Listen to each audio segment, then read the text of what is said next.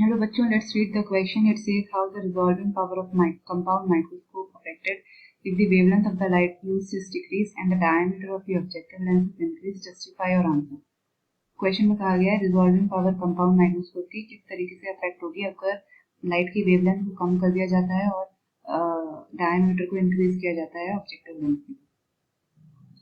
तो यहाँ की कॉन्सेप्ट क्या यूज होगा?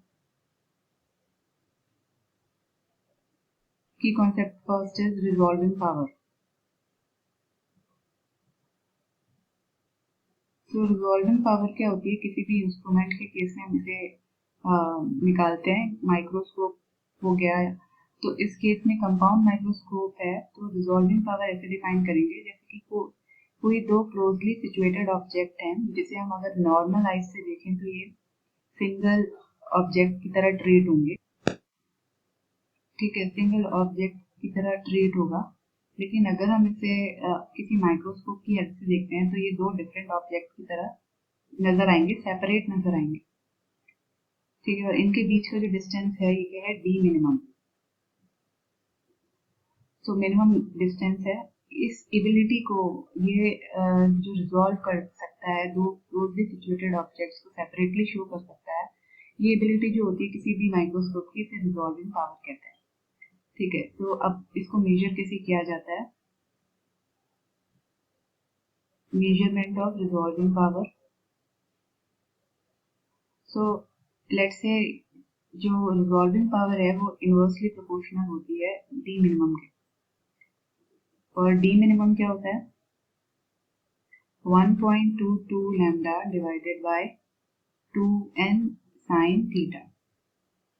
ठीक है, तो वेवलेंथ अपॉन न्यूमेरिकल अपर्चर, हम ये कह सकते हैं कि जो डी मिनिमम है वो है wavelength divided by numerical aperture with some constant के। ठीक है, तो यहाँ न्यूमेरिकल अपर्चर क्या होता है? लेट्स से आप किसी लेंस की, ये लेंस है और लेंस से आप किसी पॉइंट को ऑब्जर्व कर रहे हो, तो ये लेंस कितना, इस लेंस की एबिलिटी कि कितना लाइट गैदर कर सकता है ऑब्जेक्ट को देखने के लिए प्रॉपर्ली, इसे हम क्या कहते हैं? Numerical aperture. और इन शॉर्ट इसे डायमीटर से भी रिलेट किया जा सकता है।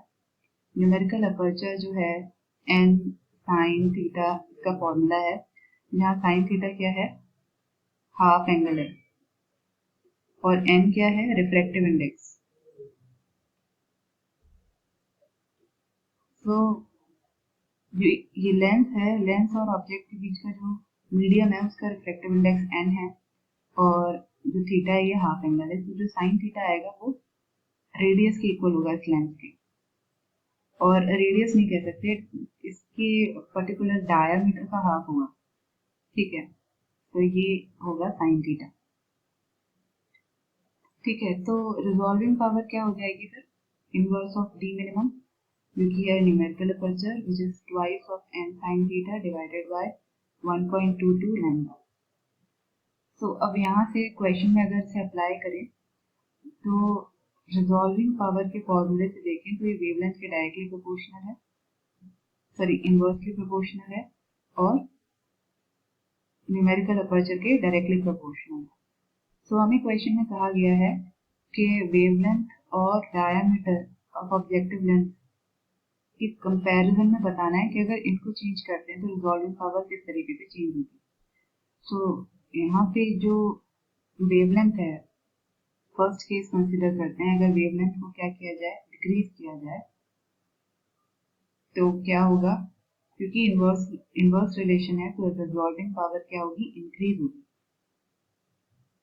इसी तरीके से अगर न्यूमेरिकल अपर्चर को और in short diameter of the lens को क्या किया जाए? इंक्रीज किया जाए।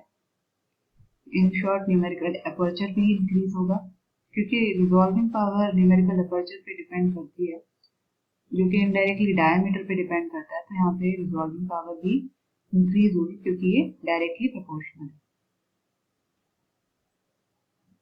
ठीक है, तो दोनों ही केसेस में जब हम वेवलेंथ को कम कर रहे हैं और न्यूमेरिकल अपर्चर को बढ़ा रहे हैं, डायमीटर को बढ़ा रहे हैं, तो इन दोनों ही केसेस में रिजॉल्विंग पावर इंक्रीज होगी। तो इस तरीके से ये अफेक्ट होगा और हमने इस फॉर्मूले की हेल्प से जस्टिफाई किया है कि किस तरीके से वेवलेंथ और डायमीटर पर रिजॉल्विंग पावर डिपेंड करती है। So I hope you understood it well. Best of